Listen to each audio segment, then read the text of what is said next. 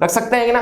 तीसरी position between centre और focus. अच्छा ध्यान रखना, क्या ध्यान रखना, बिटवीन सेंटर और फोकस का मतलब exactly mid point of the focus और सेंटर नहीं है, कहीं पर भी रख सकते हो, सेंटर के पास में रख सकते हो, फोकस के पास में रख सकते हो, बस सेंटर और फोकस में नहीं होना चाहिए, वो बिटवीन सेंटर और फोकस है। तीसरा पॉइंट क्या है, चौथा है भाई साहब मैं सेंटर में रख सकता हूं, चौथा मुझे मिल गया। पांचवा क्या है,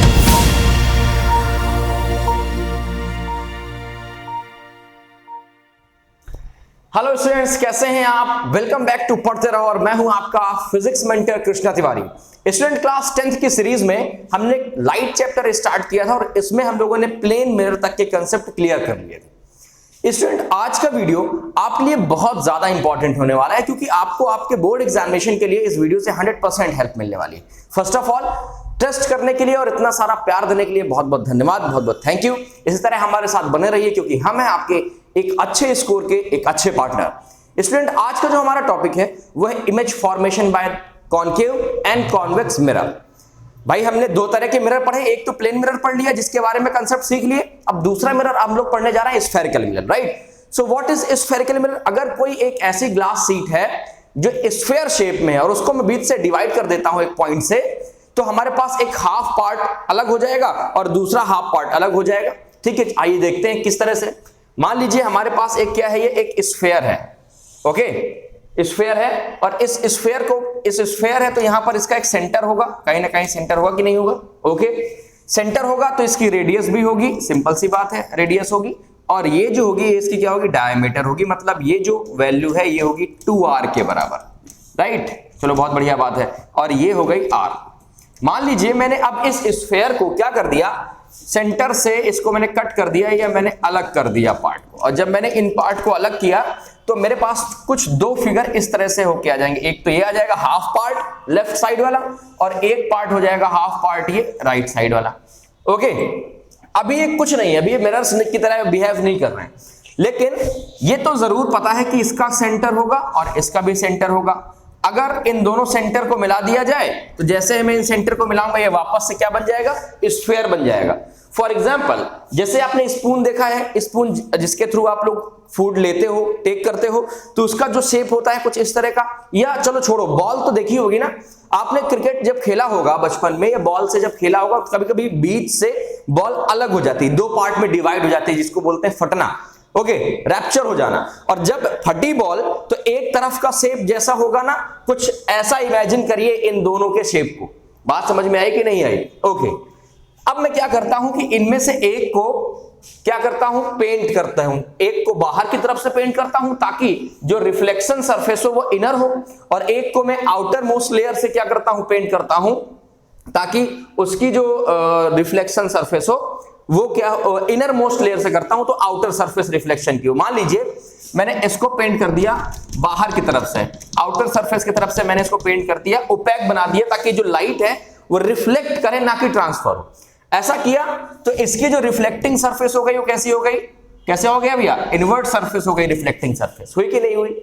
अगर मैं सेम एज इसको मैं अंदर की तरफ से पेंट करता हूं तो अब इसमें जो रिफ्लेक्टिंग सरफेस हो गई वो कौन सी हो गई, बाहर वाली रिफ्लेक्टिंग सरफेस हो गई। बात समझ में आई कि नहीं आई? बहुत बढ़िया बात है। अब ये क्या था दोस्तों, ये था सेंटर, ये भी क्या था, सेंटर, ठीक। अगर मैं एक प्लेन ड्रॉ करता हूं, प्लेन का मतलब होता है कार्टेशियन प्लेन की बात कर रहा हूं मैं, ये मैंने एक प्लेन ड्रॉ किया, ठीक है। अब इनमें से मैं किसी एक मिरर को इसमें प्लेस करता हूं, चलो मैंने इस कार्टेशियन प्लेन में प्लेस कर दिया, जहां पर एब्सिसा और ऑर्डिनेट की 0,0 वैल्यू होगी, और वो पॉइंट जिस पॉइंट पे इस पार्ट को, स्फीयर के पार्ट को टच कर रहा होगा, उस पार्ट को हम लोग पोल बोलते हैं। क्या बोलते हैं? पोल बोलते हैं। पोल क्या है, या यूं समझिए, ये जो हमारे पास एक पार्ट है वो अपर्चर पार्ट हो गया। कैसा पार्ट हो गया? अपर्चर पार्ट हुआ, और इस अपर्चर का जो सेंटर होगा ना, सेंटर पार्ट, उस सेंटर पार्ट को बोलते हैं पोल। क्या बोलते हैं? पोल। अगर कोई पूछे कोऑर्डिनेट क्या होंगे पोल के, तो 0,0 ऑर्डिनेट और एब्सिसा दोनों value same as it is. यहां पर अगर मैं एक प्लेन ड्रॉ करता हूं, कार्टेशियन प्लेन ड्रॉ करता हूं, तो पता चलेगा कि पोल की वैल्यू 0,0 है, और या मैं कह सकता हूं कि कंप्लीट अपर्चर का जो मिड पॉइंट है उसको ही हम लोग क्या बोलते हैं, पोल बोलते हैं। थोड़ा सा नेचर की बात कर लेते हैं, मतलब हमें ये पता चल गया कि ये पोल है इसका और ये पोल है इसका। नेचर की बात कर लेते हैं, नेचर क्या होगा, इनके नेम क्या होंगे, है ना। अगर बार बार मैं बोलूंगा कि ये वाला वो वाला तो समझ में कम आएगा थोड़ा सा। अब इनके नाम रख लेते हैं ताकि हमें बुलाने में आसानी हो और ये भी समझ जाए कि हाँ हम इन्हीं के बारे में बात कर रहे हैं। सबसे पहले तो अगर मैं बात करूं सबसे पहले वाले पार्ट की, ए पार्ट जिसका मैं नाम देता हूं और इसका नाम देता हूं बी पार्ट। तो ए पार्ट वाले ना क्या करेगा, इसका नेचर होगा लाइट की रेज को डाइवर्स करना। क्या करना, डाइवर्स करना। मतलब कि सपोज दैट ये हमारे पास एक पार्ट है, सेम पार्ट मैंने बनाया हुआ है, ये हो गया हमारे पास क्या, सेंटर, ये हो गया हमारे पास पोल। अब जब कोई लाइट रे इसमें इंसिडेंट करेगी ना तो वो क्या करेगी, लाइट को, वो लाइट को क्या करेगा, कौन, ए लाइट को डाइवर्स करेगा। क्या करेगा, डाइवर्स। इसलिए इसका नाम दे दिया गया डाइवर्जिंग मिरर। क्या नाम दे दिया गया, डाइवर्जिंग मिरर, या इसी को हम लोग क्या बोलते हैं दोस्तों, कॉन्वेक्स मिरर। बात समझ में आ रही है कि नहीं आ रही, कॉन्वेक्स मतलब डाइवर्जिंग। ओके, बहुत बढ़िया बात है। कॉन्वेक्स और कॉन्केव एक तरह का शेप होता है, ये कोई पर्टिकुलर नाम नहीं है, कोई लेवल नहीं है, ठीक है ना, कोई टर्म है इतना कोई खास। कॉन्वेक्स कॉन्केव एक शेप का टाइप होता है। ओके, चलो बात करते हैं बी वाले फिगर की। तो बी वाले फिगर का नेचर हमने देखा कि जब हमने इसमें लाइट इंसिडेंट कराई, पहले तो टर्मोलॉजी जो हमने दो जानी है वो तो ठीक है, सेंटर और पोल, यही तो दो पता चला अभी हम लोगों को। ओके, अब मान लीजिए हम इसमें क्या कराते हैं, कोई लाइट इंसिडेंट कराते हैं, तो वो मैंने क्या देखा कि ये कन्वर्ज कर रहा है। क्या कर रहा है, कन्वर्ज कर रहा है लाइट रेज को, मतलब कि एक पॉइंट में समेट के ला रहा है, उसको श्रिंक करा के लाइट रेज को जो फैली उनको एक ही पॉइंट में जाकर के मीट करा देता है। इसलिए मैंने इसका नाम रख दिया कन्वर्जिंग मिरर। क्या नाम रख दिया, कन्वर्जिंग मिरर, या इसी को कहा जाता है कॉन्केव शेप या कॉन्केव मिरर। बात समझ में आ गई कि नहीं आ गई। तो हमने देखा कि स्फीयर के दो पार्ट, एक को हम लोगों ने बाहर की तरफ से पेंट किया, एक तरफ को इनर मोस्ट लेयर से पेंट किया जिसमें रिफ्लेक्टिंग आउटर बन गई। कार्टेशियन प्लेन में प्लेस किया तो पोल पता चला और क्या, अपर्चर पता चला। इसके बाद देखा कि एक लाइट को डाइवर्ज कर रहा है तो इसका नाम रख दिया डाइवर्जिंग, या हमने रख दिया कॉन्वेक्स, और एक क्या कर रहा है, एक कन्वर्ज कर रहा है तो इसका नाम रख दिया कॉन्केव। बात समझ में आ गई, यहां तक कि कुछ टफ नहीं था, सब कुछ सिंपल था। अच्छा, नॉर्मली जो टर्मोलॉजी किसी एक मिरर के लिए होगी, अब देखो ये मिरर बन गया, क्यों, क्योंकि हमने पेंट कर दिया ना, तो इन दोनों में से किसी एक मिरर की टर्मोलॉजी हम लोग डिसाइड कर लेते हैं, डिस्कस कर लेते हैं, राइट। इसके बाद फिर हम लोग क्या करेंगे, इमेज फॉर्मेशन में सीधे चलते हैं। चलो आओ चलते हैं भाई। मैं इसको इरेज कर देता हूं, ठीक है, क्योंकि अब हम लोग टर्मोलॉजी डिस्कस करेंगे, टू द पॉइंट बात करेंगे, ज्यादा घुमा फिरा के बात नहीं करेंगे, जितना एग्जाम में आना है सिर्फ उतना ही बात करेंगे, कम समय में काम ज्यादा, ठीक है। इसी को तो बोलते हैं ना, देखो स्मार्ट वर्क। मैंने कोई एक कन्वर्जिंग मतलब कि कॉन्केव, ठीक है। अब हमें पता है कि ये है हमारे पास सेंटर है, ये सेंटर है और ये पोल है। ओके, थोड़ी देर के लिए अगर मैं इस लाइन को ड्रॉ ना करूं, इसको मैं इरेज कर दूं, तो पता है इस लाइन को क्या बोलते हैं, एक ऐसी लाइन जो सेंटर और पोल से होकर निकलती है, इसे बोलते हैं प्रिंसिपल एक्सिस। क्या बोलते हैं, प्रिंसिपल एक्सिस, ठीक है। तो ये हो गई हमारे लिए प्रिंसिपल एक्सिस, ठीक है। ये यूं समझ लीजिए कि हम लोग बोलचाल की भाषा में बता सकते हैं एक ऐसी लाइन जो कि पोल और सेंटर को ज्वाइन करती है, इसको हम लोग बोलते हैं प्रिंसिपल एक्सिस। बात समझ में आ गई कि नहीं आ गई। अच्छा भाई, ये हमारे लिए क्या हुआ करता था, ये बोलते थे हम लोग रेडियस। ये क्या है, रेडियस ही तो है ना, बताओ रेडियस है कि नहीं रेडियस है। ओके, तो इसको हम लोग रेडियस ऑफ कर्वेचर भी बोलेंगे। भाई ये कर्वेचर है हमारे पास और इस कर्वेचर की क्या है, ये रेडियस है। भाई ये एक कर्वेचर हुआ और कर्वेचर का ये क्या है, रेडियस। तो सेंटर वाले पार्ट को हम लोग, जो यहां पर सी लिखा हुआ है, उसको रेडियस ऑफ कर्वेचर भी कहा जाता है। याद रहेगा आप लोगों को, बहुत बढ़िया बात है। अब अगर मैं बात करूं एक और टर्म की जो कि बहुत ज्यादा इंपॉर्टेंट है, और वो है फोकस। क्या है, फोकस पॉइंट। तो ऐसा कहा जाता है कि जो फोकस होता है वो exactly mid point of the radius of curvature होता है। मतलब कि अगर बात करूं तो ये हो गया हमारे लिए r/2 और यहां से ये हो गया हमारे लिए r/2। बात समझ में आई कि नहीं आई। तो ये जो मिडिल पार्ट होगा, एकदम सेंटर वाला पार्ट होगा ना, इसको बोलते हैं फोकस पॉइंट। एक्चुअल में फोकस की डेफिनेशन आपको फर्स्ट रूल से पता चलेगी। जब हम लाइट को ट्रेवल कराएंगे इमेज फॉर्मेशन के लिए, तो हमें एक्चुअल में पता चलेगा कि फोकस की एक्चुअल डेफिनेशन क्या है। कहा जाता है कि जब कोई लाइट रे प्रिंसिपल एक्सिस के पैरेलल ड्रॉ की जाए और वो फोकस से होके, वो जिस पॉइंट से होके कन्वर्ज या डाइवर्ज होती है, उसी पॉइंट को फोकस पॉइंट कहा जाता है। तो एक्चुअल डेफिनेशन ये आपको लिखनी है। फिलहाल अभी टर्म समझने के लिए हमने इसको ले लिया। अब अगर बात की जाए फोकस से, भाई सेंटर से पोल तो रेडियस ऑफ कर्वेचर हो गया। अब फोकस से पोल क्या कहलाता है, फोकस से पोल कहलाएगा फोकल लेंथ। क्या कहलाएगा? Focal length. इतनी बात समझ में आ गई कि नहीं आ गई? आ गई। बस इतने ही टर्म है जो आपको क्या करना है, याद रखना है। एक चीज और, सेंटर के पास थोड़ा सा दूर है तो बियॉन्ड द सेंटर, थोड़ा सा अगर सेंटर से बियॉन्ड निकल गया तो वो इनफाइनाइट पोजीशन हो जाता है। आई होप कि आपको समझ में आ रहा होगा। चलो जरा इमेजेस की बात कर लेते हैं। इमेजेस दो तरह की होती हैं। एक तो हम लोगों ने वर्चुअल इमेज ऑलरेडी डिस्कस की हुई जब हम लोग प्लेन मिरर डिस्कस कर रहे थे। जब हम उसमें प्लेन मिरर में अपनी शक्ल देखते हैं तो वो वर्चुअल इमेज होती है, जहां पर एक्चुअल में जो रेज है वो मीट ना करें, it like appears to meet. बात समझ में आई? हमें ऐसा लगे कि आफ्टर रिफ्लेक्शन जो रेज है वो मीट कर रही है, लेकिन एक्चुअल में मीट ना करें तो उसे हम लोग क्या बोलते हैं? वर्चुअल इमेज बोलते हैं। रियल इमेज की बात करें, एक दूसरा पार्ट था रियल इमेज, वो भी हम लोगों ने डिस्कस किया था। अगर आप में से कुछ बच्चे नए हैं तो जरा समझ लीजिए। पहली चीज तो रियल इमेजेस की जो कंडीशन ये है। अच्छा ये बताओ, कभी आप सिनेमा हाउस गए हैं, मूवीज देखने, थिएटर वगैरह गए हैं? तो थिएटर वगैरह गए होंगे तो आपने देखा होगा कि पीछे से रेज आ रही होती है और वो स्क्रीन पे चल रहा होता है। एक घोड़ा दौड़ रहा होता है, हीरो बोल रहा होता है ना, हीरोइन डांस कर रही होती है, नायिका मतलब, है ना। तो अगर आप खड़े हो जाते हैं तो नायिका आपके शर्ट में डांस करने लगती है, आपका जो बैक पोर्शन है ना उसमें डांस करने लगता है, कथक चलने लगता है। क्यों? क्योंकि वो रेज हैं, वो रियल इमेजेस हैं, उनको हम स्क्रीन में क्या कर सकते हैं? फॉर्म कर सकते हैं। सबसे पहली जो कंडीशन है, सबसे पहली जो प्रॉपर्टी है रियल इमेज की, वो आपको याद रखना। क्योंकि कभी कभी मजाक मजाक में कोई अगल बगल का दोस्त ही पूछ लेता है कि बताओ what are the differences between virtual image and real images.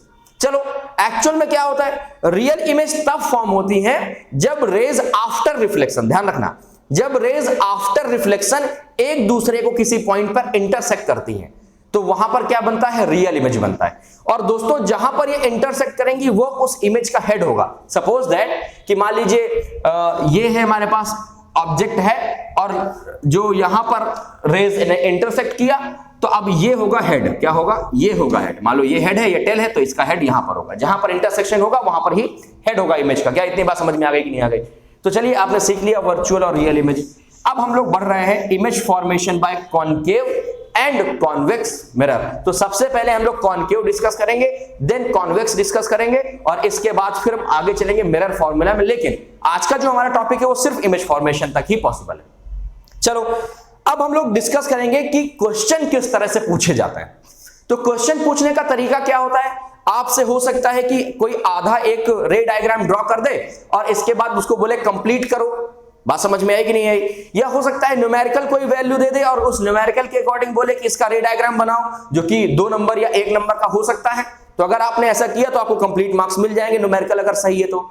अगर इमेज ड्रॉ करना नहीं आता, रे डायग्राम्स नहीं आते, तो आपको मे भी हो सकता है कि मार्क्स कम मिले साइंस में, ठीक है, फिजिक्स में। तो इसलिए ये पार्ट इंपॉर्टेंट हो जाता है। कभी कभी अलग से ही आ जाता है कि वहां पर मान लीजिए किसी पोजीशन का नाम दे दिया कि यहां पर इमेज रखी है तो बताओ ऑब्जेक्ट कहां पर होगा, या बोल देगा मैग्निफिकेशन क्या होगा। अभी आगे ये सब टर्म डिस्कस करूंगा मैं, मैग्निफिकेशन क्या होता है, या और भी सारे बहुत सारे टर्म होते हैं। हाइट क्या होगी।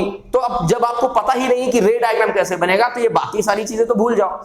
रे डायग्राम आपको जब सीख जाओगे ना तो समझ लीजिए कि आप 80% प्रॉब्लम्स आप माइंड से ही सॉल्व कर सकते हैं, अपने दिमाग में ही उसको क्या कर सकते हैं, कैलकुलेट कर सकते हैं कि इस कंडीशन में ये हो सकता है मैग्निफिकेशन, इस कंडीशन में ये बड़ा होगा, ये छोटा होगा, ये सब पॉसिबिलिटीज बनती हैं। इसलिए जो इमेज है ना, इनका फॉर्मेशन बहुत ज्यादा जरूरी है। तो चलिए अगर टाइम नहीं होगा तो सिर्फ एक ही आज डिस्कस करेंगे, क्योंकि दूसरे वाले में ज्यादा टेंशन नहीं है, वो तो बहुत छोटा सा है, ठीक है, 2 केवल केसेस बनते हैं। चलो और देखते हैं सबसे पहले image formation by concave mirror.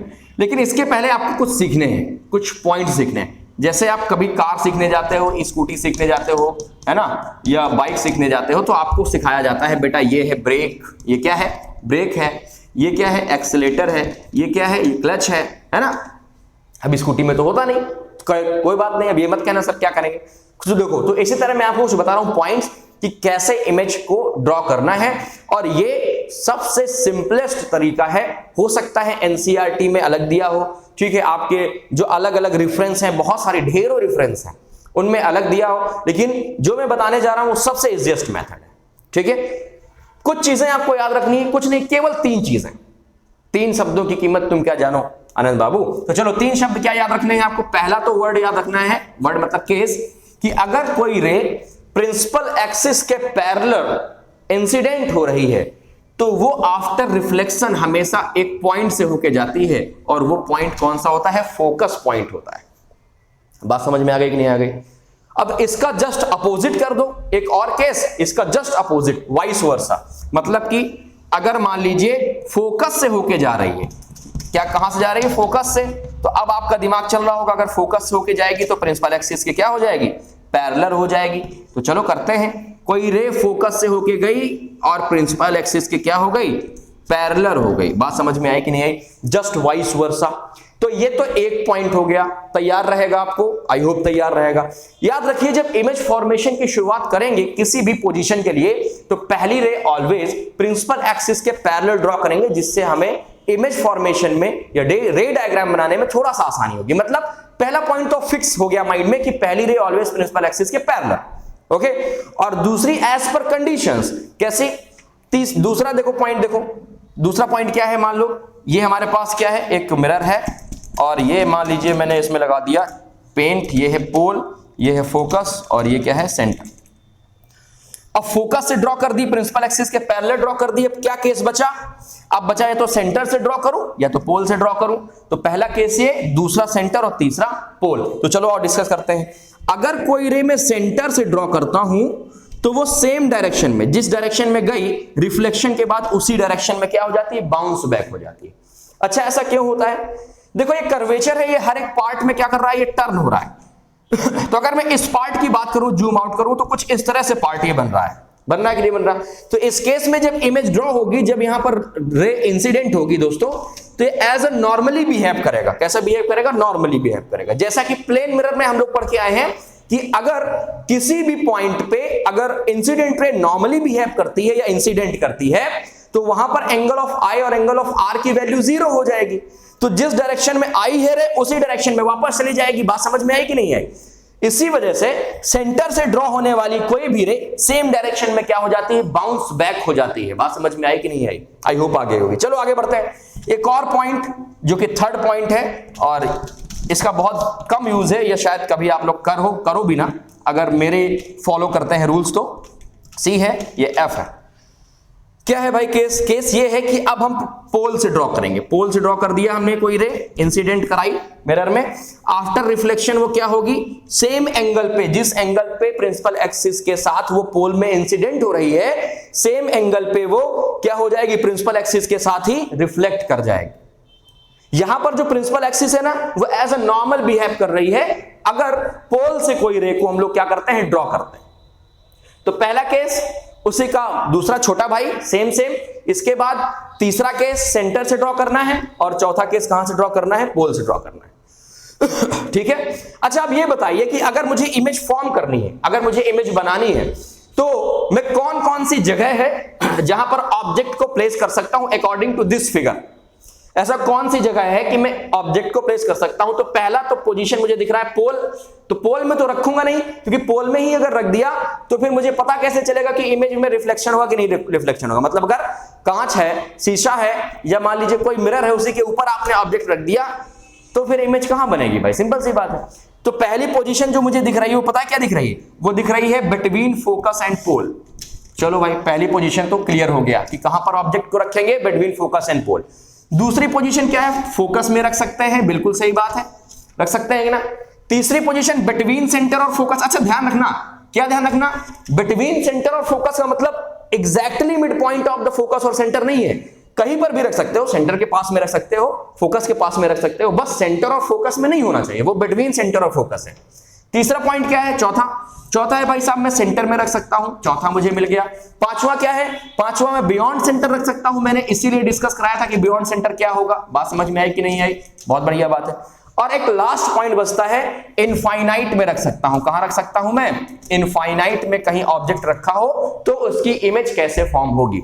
इससे और कई सारे चुटपुटिया क्वेश्चन आते हैं, जैसे कि किसी एक बिल्डिंग है, उसका इमेज कैसे फॉर्म होगा पूरा कंप्लीटली, या आपको फुल साइज का इमेज देने के लिए कितना बड़ा मिरर चाहिए, या किस स्पीड से हम लोग इमेज मतलब अगर मैं लेंस मिरर की तरफ किसी ऑब्जेक्ट को इतनी स्पीड से बढ़ा रहा हूं तो मिरर में वो जो इमेज होगी वो किस स्पीड से मेरी तरफ आते हुए दिखाई देगी। ये बहुत सारे कंसेप्चुअल क्वेश्चन है, धीरे धीरे डिस्कस करेंगे, लेकिन सबसे पहले हमारा जो टारगेट है वो है क्या कंप्लीट करना? Image formation. क्योंकि इससे ही हमें 80% क्वेश्चंस के आंसर मिल जाएंगे। चलिए बात करते हैं अपने पहले केस की।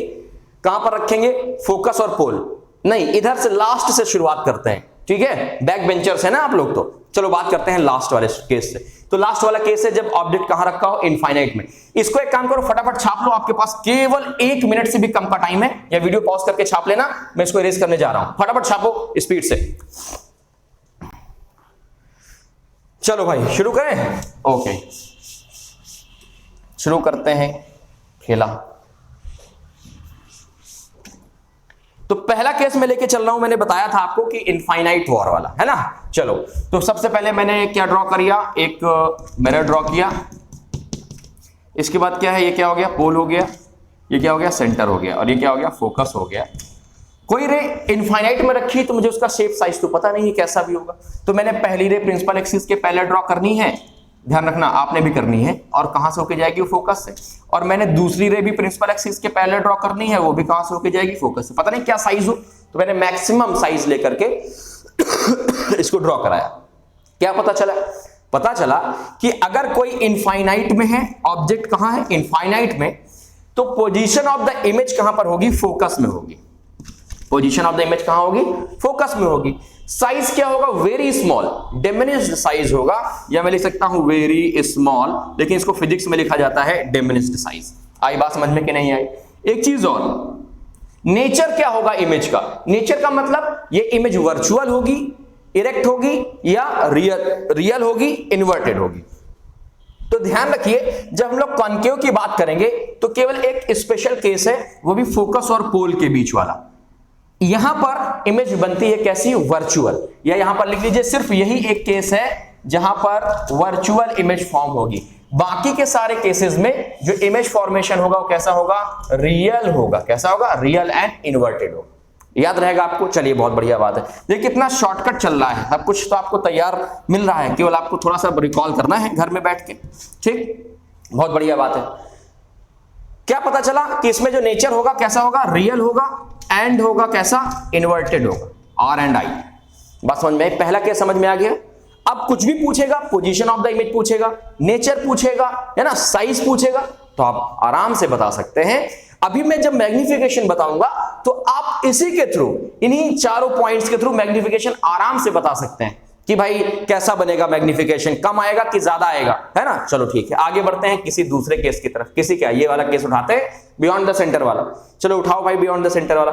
केस नंबर हो गया हमारे पास 1। मैं इसको लिख देता हूं केस नंबर 6 यार, ताकि कंफ्यूज ना हो, ठीक है, याद रहेगा। अब केस नंबर 5 की बात कर लेते हैं। केस नंबर 5 क्या है?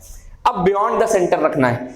चलो भाई बियॉन्ड द सेंटर रखा मैंने, ये मैंने रख दिया बियॉन्ड द सेंटर, ठीक है। ये हो गया हमारे पास मिरर हो गया, ये हो गया हमारे पास क्या? पोल हो गया, ये है सेंटर, और ये है फोकस। फोकस बाद में बनाऊंगा, चलो ठीक है। अब मैंने ऑब्जेक्ट को रखा बियॉन्ड द सेंटर, ऑब्जेक्ट है ए बी, ऑब्जेक्ट रखा मैंने। तो पहली रे कहां से जानी है?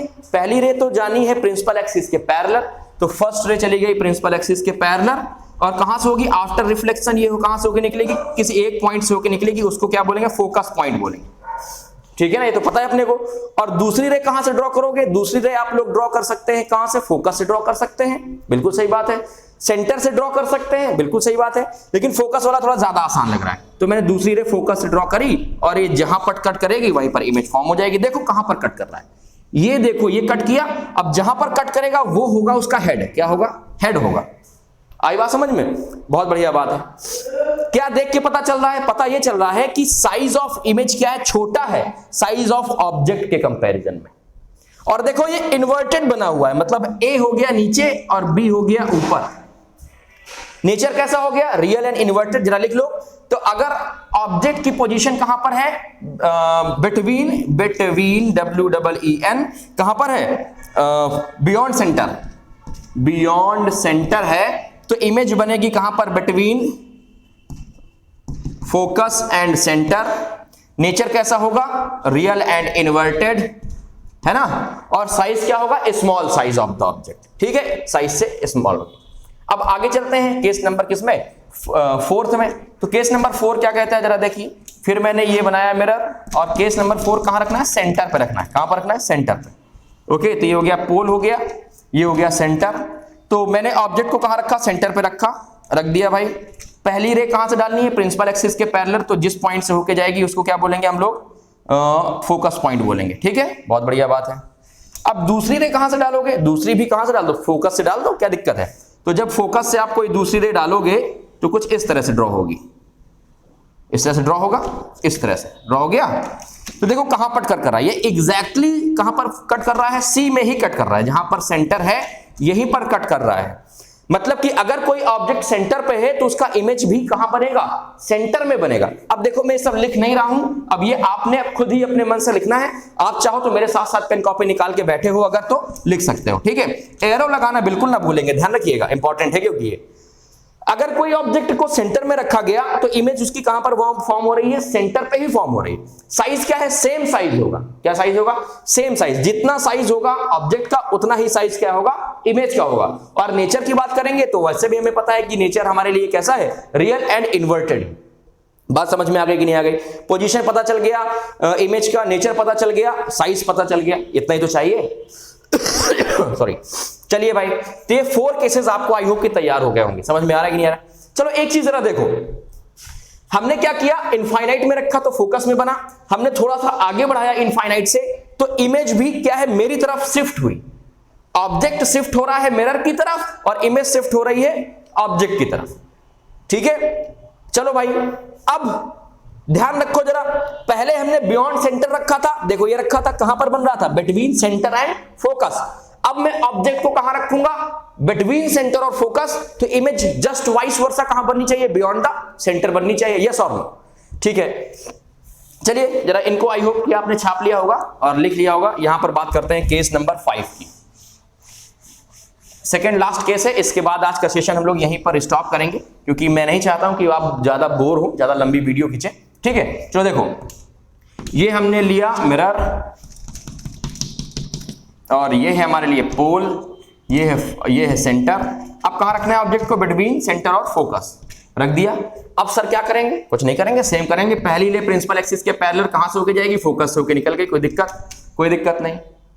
अब देखो, या तो आप क्या करो, सेंटर से ड्रॉ कर सकते हो कोई रे, देखो सेंटर से ड्रॉ कर सकते हो, ठीक। और या तो क्या करो, फोकस से ड्रॉ करो, तो ये प्रिंसिपल एक्सिस के पैरेलल हो जाएगी।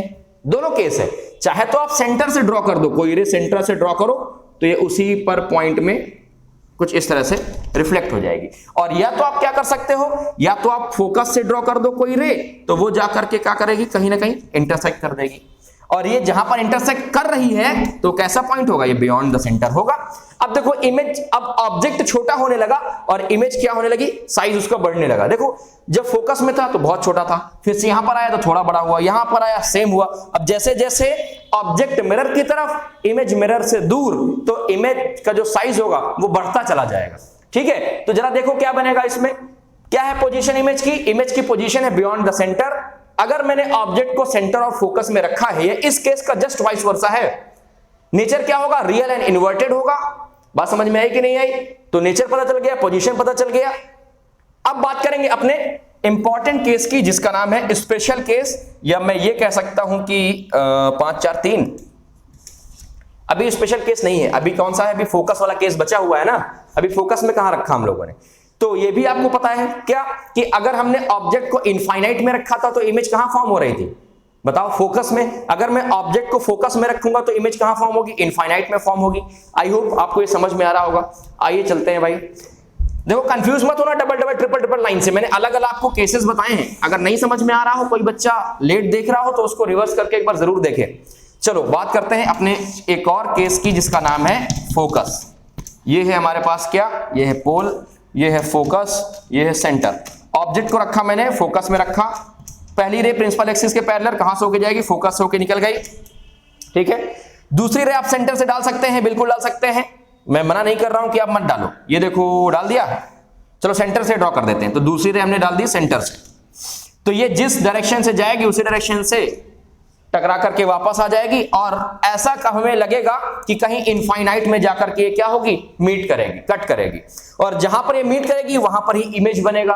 अब पता नहीं कहां पर जाके कट करेगी, पैरेलल तो देखो नहीं चल रही है। ठीक है, अगर मैं इसको थोड़ा सही से बनाऊं तो पैरेलल नहीं, आगे जाके कहीं कट करेंगे ऐसा लग रहा है। तो जहां पर कट करेगा वहां पर ही इमेज फॉर्म होगा। कैसा फॉर्म होगा? रियल एंड इन्वर्टेड फॉर्म होगा। बात समझ में आई?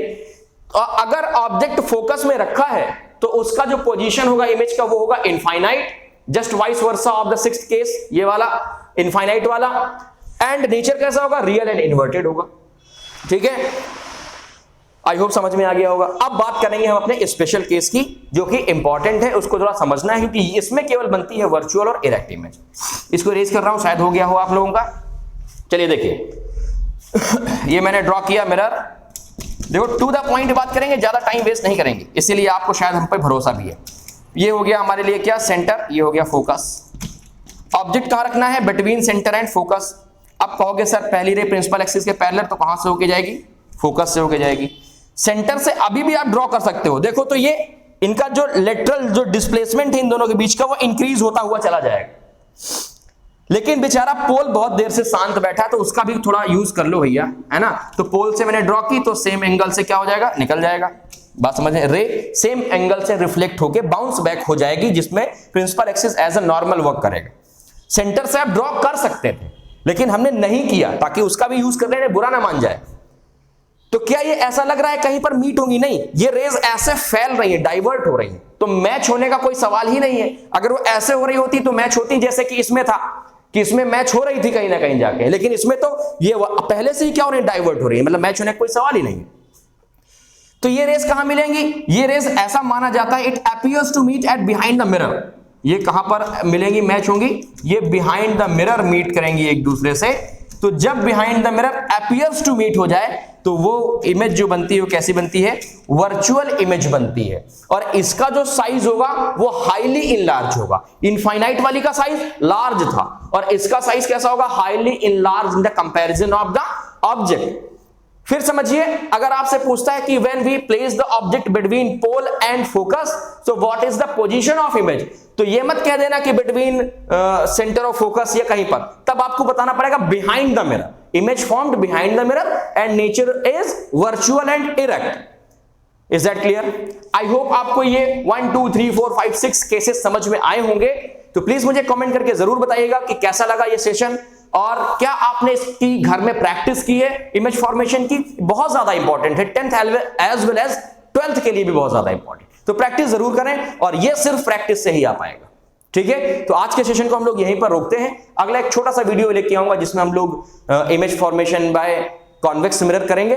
छोटा सा 5-7 मिनट का वीडियो होगा, तो जल्दी ही मिलेगा। इसके बाद फिर लाइव सेशन चलेगा मैग्निफिकेशन के लिए, मिरर फॉर्मूले के लिए और कुछ न्यूमेरिकल्स के लिए। ठीक है, तो आज के लिए इतना ही। हंसते मुस्कुराते रहिए, मिलते हैं किसी नेक्स्ट क्लास में, पढ़ते रहिए।